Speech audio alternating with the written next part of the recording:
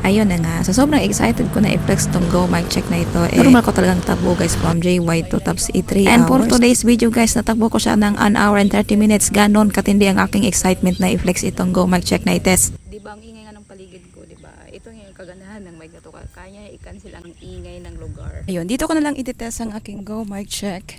Kasi maganda yung sunrise dito in fairness. Nandito pala ako sa Cebu guys. Medyo mahangin dito. Wow. Pupunta sana ako ng Tops, tas hindi pala ako nakapagdala ng pera, Jai. Diyos ko po. Medyo malayo na to guys at naririnig nyo pa yung boses ko. Ito naman yung noise cancelling para hindi nyo talaga marinig yung hangin. Ang ganda-ganda talaga dito. Buti lang dala-dala ko yung Go Check mic ko. Asan na yung bag ko? Saan ko nilagay? Diyos ko po. Yun, narinig nyo naman kung gaano kaganda itong mic. Go Check mic. Diyos ko, tumakbo pa na akong 2 oras para mapuntahan ko tong lugar na ito.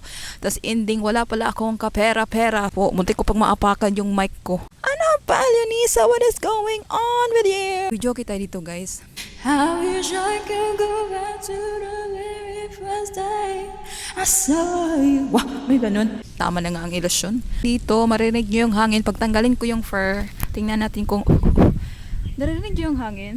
Parang ako yung mahangin. Ay, feeling ko talaga ako dito, trespassing. Grabe, wala akong masabi. Sobrang ganda ng mic na to. Bonggang-bongga talaga to, Jai.